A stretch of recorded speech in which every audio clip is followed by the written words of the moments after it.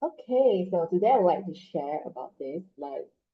There's a few people who I've managed to talk to, always ask me about this as well. Like, it's one of our top asked questions, right? And it's like leads quality law, leads quantity also law. So there's a few reasons to it. So it can be a marketing problem, and it also can be a sales problem. So obviously, because most people have their leads, we actually have a three-step system, which is F.E.C. So this problem actually falls under F, and it's also related to E. So if you only have one source of leads, of course, it's not enough. And if you only depend on, let's say, your ads, your content, and it's only like a step-by-step conventional process, like there's an inquiry, then you call them or even like text them or follow up with them, and then you send them brochures, right? Or information. That's always the usual way. And the next step would usually be like um, get them to come for an appointment, and then you try to close them. But this is oversimplification of the process. So now let's address the leads quality. It could be a marketing problem where your positioning is weak or vague. If you open up the Facebook library, you can see that almost all ads, right? Not like all lah, maybe 70% of ads are talking to everyone. But when you're talking to everyone, people feel confused. And even worse, none. Why?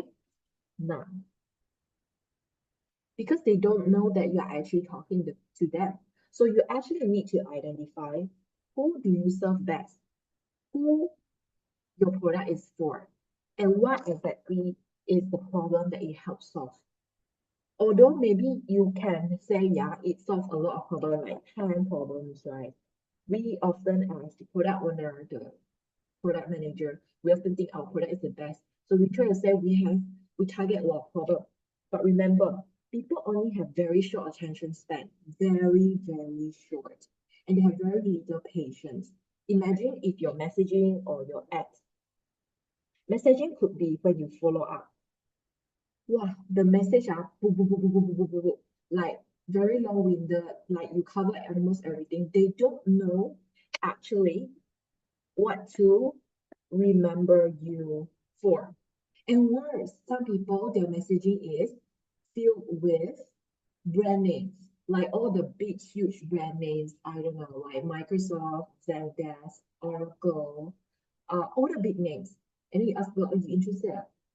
Of course, you cannot get very good reply, or people don't even know how to reply, right? Because they will be like, I asked only lah because I want to explore more. Ma. I didn't say I want to buy or I'm gonna make that decision so quick, but I need some advice. Can So you put yourself in their shoes, those that are asking, okay? And that's why you need to actually consider the customer buying journey.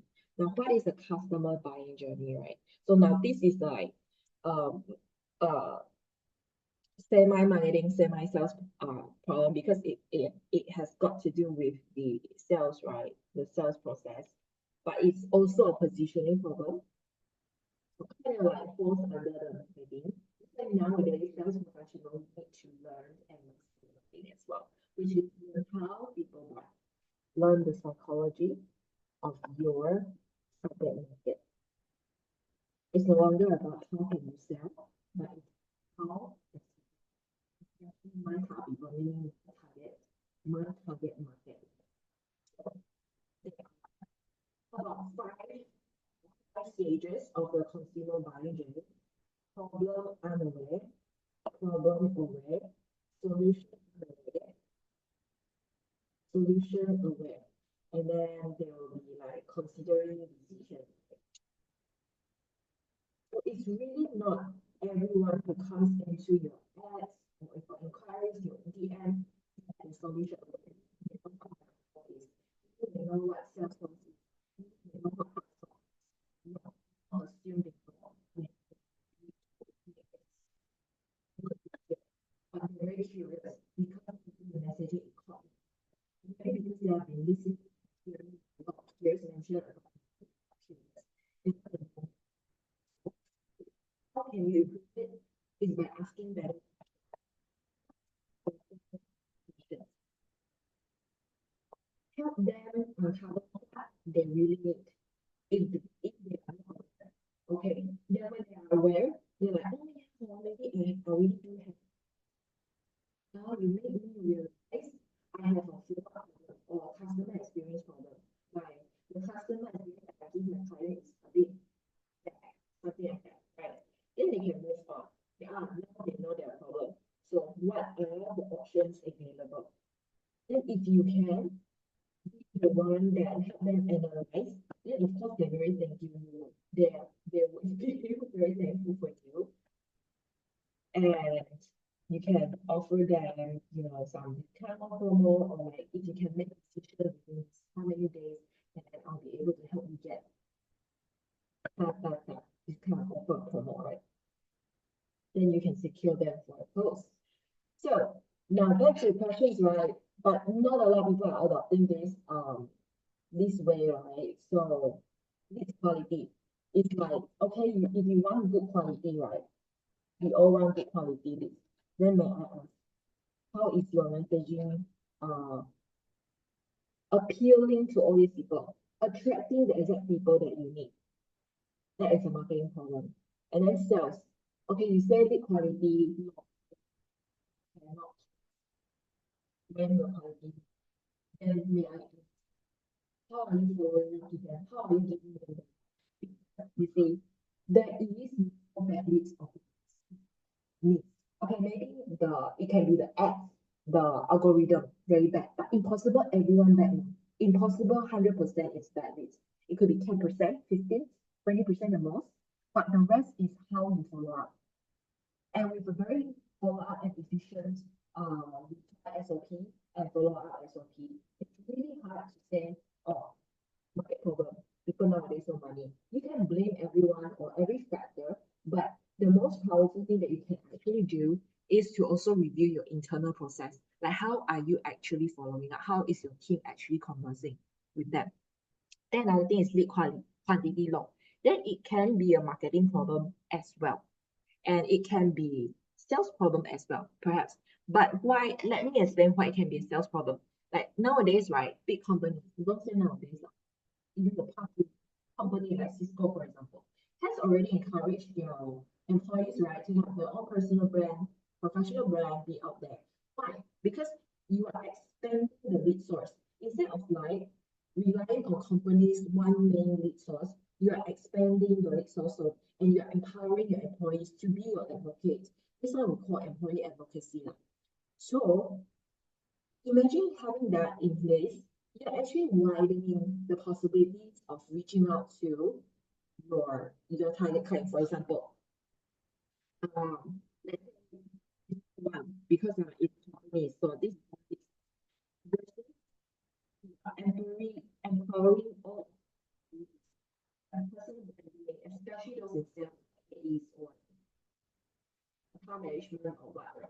Then can you imagine how much bonuses that you're actually like reaching out to people, right?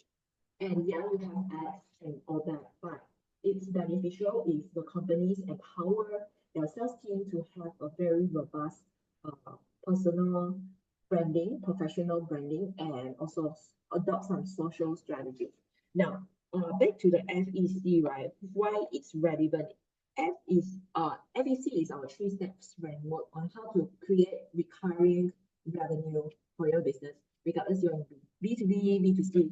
F is you need to find. E is you need to continuously engage. Okay, identify. It's like about your target clients. If you can get the more precise, the better.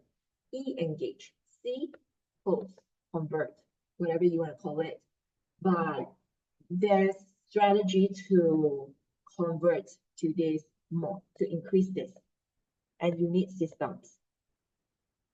Systems can be processes, yes. It can be automation, yes, together. So are you leveraging on all this tech, system, tech stack, whatever? But it all comes down to the essence. Are you engaging enough with your ideal client profile as well? And are you like what I've explained, are you engaging with them via a very humanized way? Yes, you can have all the fancy tech stack, automation and all that, but is your messaging, your reply, speaking to them? Speak to them. How do you speak to them?